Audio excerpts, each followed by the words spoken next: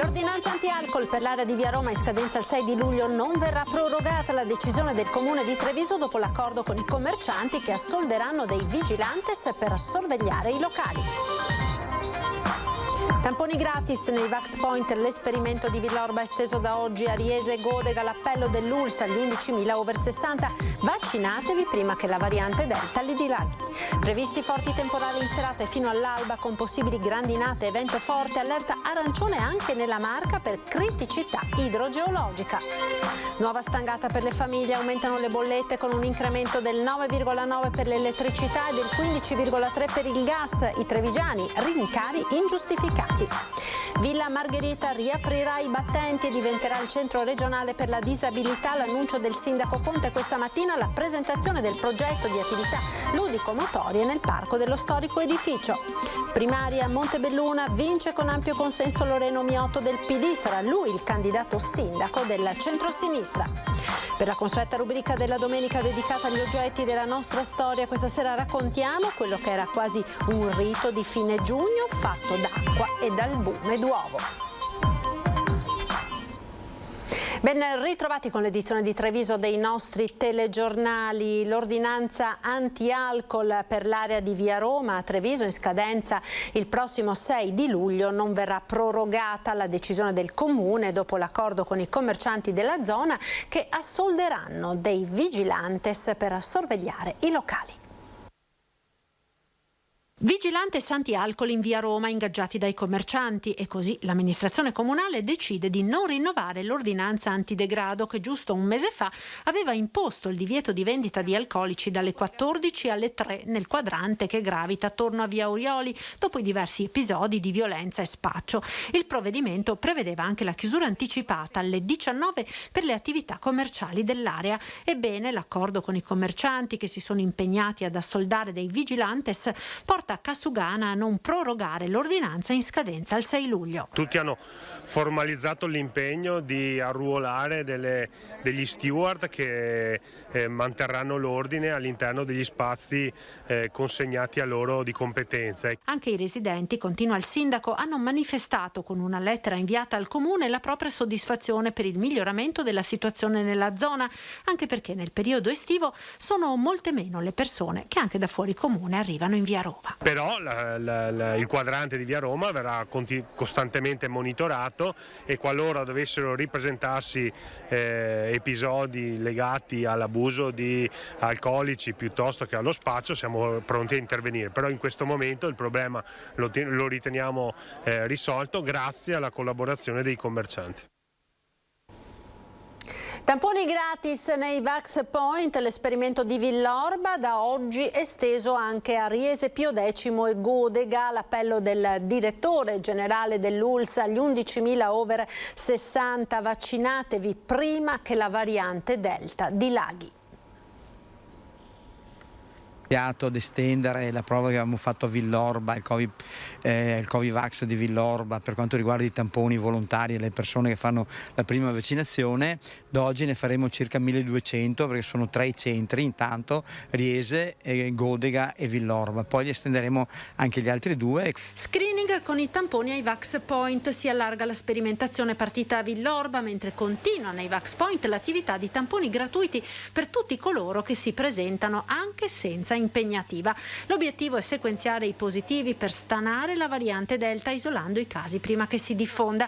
Al momento non si registrano infettati da questa contagiosissima variante a Treviso, ma è solo questione di tempo, dice il direttore generale dell'azienda sanitaria, sottolineando l'importanza a vaccinare rapidamente soprattutto gli over 60 non ancora immunizzati, 11.000 nella Marca, perché sono loro che rischiano di più in caso di contagio. Che è fondamentale che le persone vengano perché l'unico modo per salvarsi anche dalla variante Delta è fare la vaccinazione.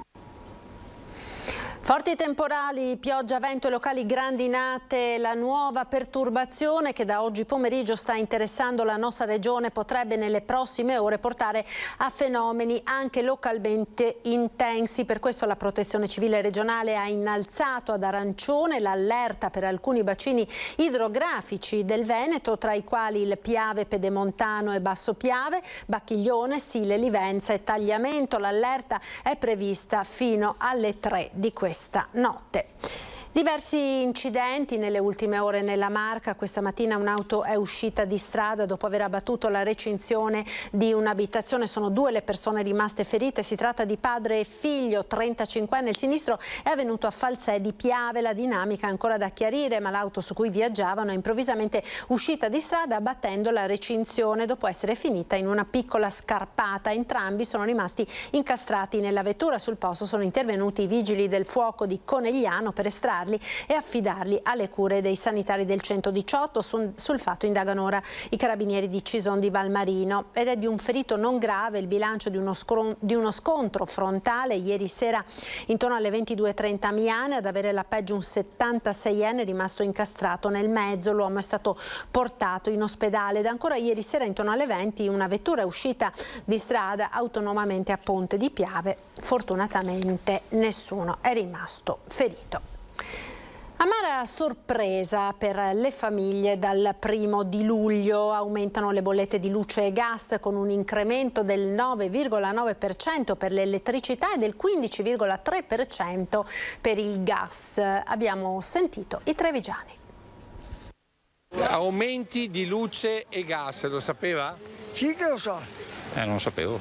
Non ho guardato perché ho affidato ai miei figli e pace e bene. Già siamo in piena crisi economica e se partiamo così, partiamo di sicuro con piede veramente sbagliato. Soprattutto per i pensionati cosa significa? Significa creare altri disagi, altre problematiche. Con tutte le promesse che hanno fatto, proprio dovrebbero calare. In questo momento non dovevano proprio. Quando si spendono più soldi non c'è mai una giustificazione. Purtroppo. Non possiamo fare altro che accettare, purtroppo. Io osservo una cosa sulle bollette, per esempio, che la materia prima costa pochissimo. L'aumento è tutto concentrato su tasse. È un abuso, purtroppo. Non dovevano farlo in questo periodo. E sono molto contenta perché sa, con gli stipendi che sono ci stiamo dentro, non dico altro. Un po' ironica. Sì, bisogna essere ironici perché sennò c'è sempre da sbaruffare. Villa Manfrin, più nota ai trevigiani come Villa Margherita, riaprirà i battenti e diventerà il centro regionale per la disabilità. L'annuncio a sorpresa del sindaco Mario Conte questa mattina nel corso della presentazione del progetto di attività ludico-motorie nel parco dello storico compendio di Valle Felicent. Si riaprono a Treviso i cancelli di Villa Margherita. L'occasione è il progetto di attività ludico-motorie per i disabili nel parco e proprio nel corso della presentazione l'annuncio a sorpresa del sindaco Mario Conte. A riaprire non sarà solo il bellissimo giardino, ma anche la storica dimora che stanza dopo stanza verrà riaperta alla città con un'idea molto ambiziosa. L'obiettivo è quello di non chiudere più i cancelli, perché immaginare un futuro della nostra villa inclusivo, nel senso che qui possono trovare spazio tutte le associazioni che si occupano di disabilità e le loro famiglie, è un progetto che francamente mi piace molto. Non abbiamo i soldi, ma ci sono tante idee, tanti progetti, tanto cuore, e quindi sono convinto che questa sia la strada giusta. Oggi può essere concretamente il primo passo verso un centro regionale per la disabilità che trova spazio proprio in Villa Margherita. Dal 2014, quando l'Arma dei Carabinieri traslocò dallo storico edificio sede di rappresentanza prima del Comando Legione Nord-Est, poi della Divisione Unità Mobile della Benemerita, Villa Margherita è rimasta chiusa ed abbandonata assieme a gran parte del parco. Di progetti negli anni e con le diverse amministrazioni se ne sono sentiti diversi: spazi per la cultura, il turismo, la mobilità sostenibile, progetti che però non si sono mai concretizzati in azioni reali per il rilancio del compendio ottocentesco. Ora, sulla spinta dell'attività inclusiva per i disabili promossa dall'Associazione Veneti Schiacciati dalla Crisi di Mirella Tuzzato, il sindaco pensa di realizzare qui il polo regionale per la disabilità. Spazio ce ne sono tanti, sia all'interno che all'esterno, e quindi credo che abbia le caratteristiche adatte per un progetto di questo tipo. C'è il problema, non da poco, dei finanziamenti, ma il sindaco è ottimista e si appella anche a tutti i trevigiani, aziende e singoli cittadini affinché nella villa si concretizzi un progetto davvero per tutta la città. Cominceremo fin da subito a bussare ovviamente alle porte del Ministero, della Regione, e poi ci guarderemo all'interno dell'Ufficio Europa tutti i progetti legati alla disabilità e andremo a bussare anche alle porte di Bruxelles. Sono convinto però che laddove ci siano idee, cuore e progetti, i soldi poi arrivano. E vediamo quindi in che cosa consiste questo progetto di attività ludico-motorie dedicate ai disabili che si svolgeranno appunto nel parco di Villa Margherita. Sport, gioco, attività di socializzazione. Con il progetto di inclusione promosso da Mirella Tuzzato, il parco di Villa Margherita diventa una nuova casa per i disabili di tutti i CEOD della provincia di Treviso. Li faremo respirare, li faremo divertire, li faremo giocare. Ecco, sarà per loro un momento veramente, dopo tanti anni di sofferenze, di serenità. Questo dovrà diventare Villa Margherita e si chiamerà Villa Margherita. All'iniziativa per la parte più propriamente sportiva partecipa anche il CONI regionale. Portiamo tutto il nostro mondo, tutti i nostri servizi, tutto il volontariato che sottende il mondo dello sport. Mi piace ricordare che lo sport è per eccellenza inclusivo. E con la disponibilità di diversi centri ippici trevigiani, nel parco troverà spazio anche l'ippoterapia. Si struttureranno in giornate, porteranno qui cavalli, porteranno qui pony, porteranno ovviamente i tecnici e tutto il personale per mettere a disposizione questo straordinario animale che è un grande maestro di vita. Coinvolto anche il mondo della formazione con i ragazzi e gli insegnanti dell'alberghiero Lepido Rocco. Siamo come scuola la cerniera tra l'impresa e le istituzioni. Loro vengono formati in modo tale che all'uscita del percorso scolastico possano entrare nel sistema impresa dello Stato. E spesso e volentieri ce lo facciamo. Al progetto inclusivo partecipa anche l'ISRA. Questa è un'azione prima di tutto di carattere culturale, perché la nostra società ha bisogno di guardare con occhio diverso. La disabilità non sta nelle persone, la disabilità sta in chi guarda le persone. Quindi è l'occhio disabile del cosiddetto normale che noi cerchiamo di andare a modificare.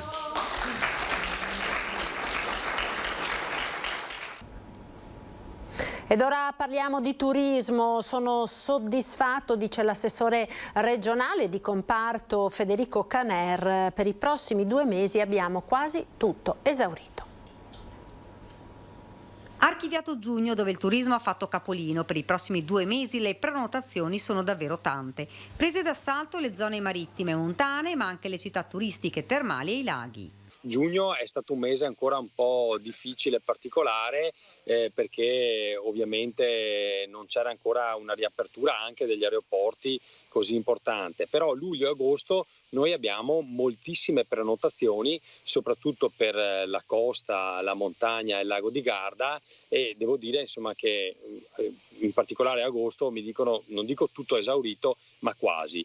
Piano piano si sta tornando alla normalità, la gente ha voglia di andare in ferie anche se solo per pochi giorni. Magari i cittadini rinunciano a qualcos'altro, spiega Caner, ma non ad andare in vacanza anche per poco tempo, e si torna anche a volare. L'aeroporto Canova ha raggiunto 90.000 passeggeri nel primo mese di ripartenza. La crescita è costante e questo è importante perché fino a poco tempo fa era completamente chiuso e poi appena ripartito noi vediamo che ogni giorno incrementa, quindi 90.000 passeggeri sono veramente tanti. Ovvio che non siamo ai livelli che eravamo abituati a vedere, però l'importante è vedere che c'è una crescita costante. Questo è importante non solo per l'aspetto turistico, ma pensiamo anche alle centinaia di lavoratori che erano in cassa integrazione e che finalmente oggi possono lavorare.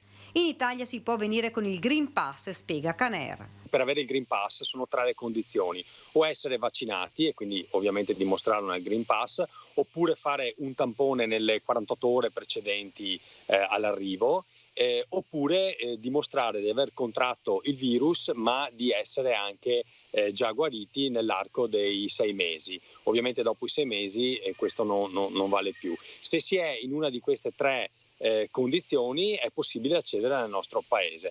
Per quanti invece vogliono recarsi all'estero è importante, ha terminato l'assessore, prima informarsi bene perché ogni paese ha regole diverse. Politiche attive del lavoro. È stato siglato un protocollo d'intesa tra i 9 comuni dell'area montebellunese e le associazioni di categoria.